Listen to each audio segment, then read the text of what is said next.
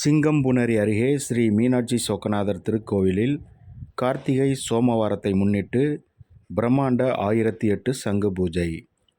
மந்த புத்தியாக படிக்கும் பள்ளி மாணவர்கள் ஞாபக சக்தி ஏற்பட வலம்புரி சங்கில் இரவில் தீர்த்தத்தை ஊற்றி துளசி போட்டு தீர்த்தம் சாப்பிட்டு படிக்க அமர்ந்தால் மந்த புத்தி விலகும் என்பது இறைவனின் சித்தம். சங்கு என்பது ஓம்கார ஸ்ரூபம். சங்குக்கு உள்ள இயற்கையான குணம் நல்ல விஷயங்களை கிரகிப்பது.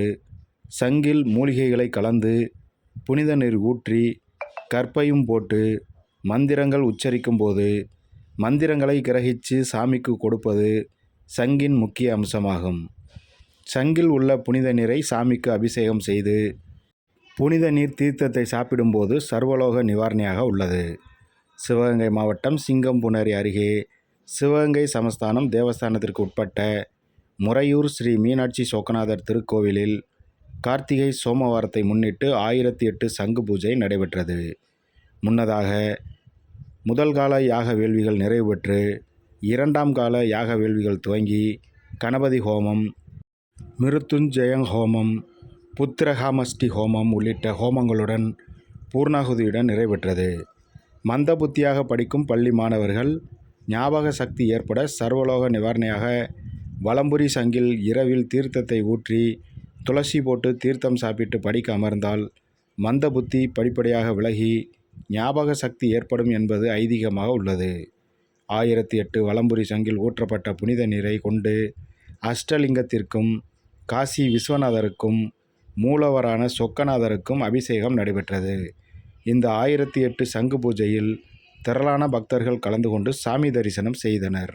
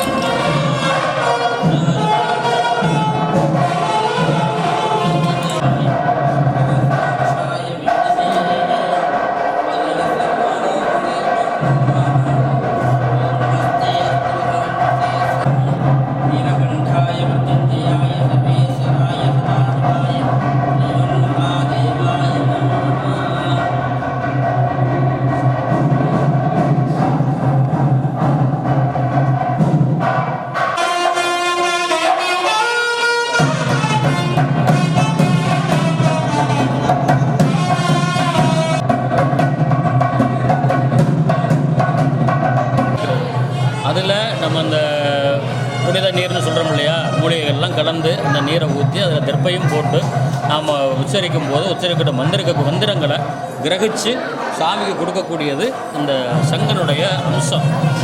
அதனால தான் ஓம்காரம் முதல்ல எந்த ஒரு மந்திரம் சொன்னாலும் ஓம்ங்கிற மந்திரத்தை உச்சரித்தா சொல்ல முடியும். ஓம் நம சிவாய, ஓம் நமோ நாராயணா, இப்போ எதுவாக இருந்தாலும் ஓம்ங்கிற மந்திரத்தை உச்சரித்தா சொல்ல முடியும். அதே மாதிரி எல்லாத்துக்கும் முதலாக இருக்கக்கூடிய ஓம்காரத்தை மையமாக வச்சு அதனுடைய அம்சமாக இருக்கக்கூடிய சங்கில் எம்பெருமானுடைய மூலமந்திரங்களை சொல்லி ஆவாகனம் பண்ணி அதை நம்ம சுவாமிக்கு அபிஷேகம் பண்ணும் பொழுது அதிலேருந்து நமக்கு கிடைக்கக்கூடிய சக்தி என்ன முழுமையாக அதை ஆக்கர்ஷணம் பண்ணி வச்சுக்குது. திரும்ப சுவாமி மேலே ஊற்றி அந்த இதுவும் நமக்கு கிடச்சி மொத்தமாக நம்ம தீர்த்தமாக எடுத்து சாப்பிடும்போது நமக்கு சர்வரோக நிவாரணியாக அது இருக்குது. முக்கியமாக படிக்கக்கூடிய குழந்தைகளுக்கு ஞாபக சக்தியை உண்டாக்கக்கூடியது ஒரு அபரிமிதமான அந்த சங்க தீர்த்தத்துக்கு உண்டு. சாதாரணமாகவே கொஞ்சம் மந்த புத்தியாக இருக்கக்கூடிய குழந்தைகளுக்கு வலம்புரி சங்கில் ராத்திரியில் செங்கலை தீர்த்தத்தை ஊற்றி வச்சு அதில் 2 துளசியும் போட்டு வச்சு மறுநாள் காலம்புற அந்த தீர்த்தத்தை சாப்பிட்டுட்டு படிக்க உட்கார ஆரம்பித்தா கொஞ்சம் கொஞ்சமாக அந்த மந்த புத்தி விலகி ஒரு நல்ல ஒரு இது கிடைக்குங்கிறது ஐதீகம்.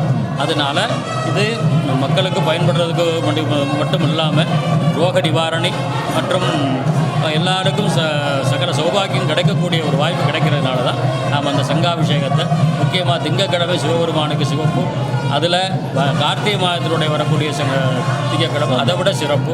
இது எல்லாம் சேர்ந்து ஒட்டுமொத்தமாக நமக்கு அது அபரிமிதமான பலனை கொடுக்கறதுனால தான் நாம் அந்த சங்காபிஷேகத்தை விடாமல் பண்ணிக்கிட்டு இருக்கோம். கிட்டத்தட்ட ஒரு 16 வருஷமாக விடாமல் பண்ணுறோம். எங்கள் கோயிலில் அந்த சங்காபிஷேகங்கிறது சிறப்பு. மக்கள் எல்லோரும் தொடர்ந்து வந்து எங்களுக்கு தரிசனம் பண்ணி பயன்பெறணும்னு வேண்டிக் கொள்கிறோம். போதுமா?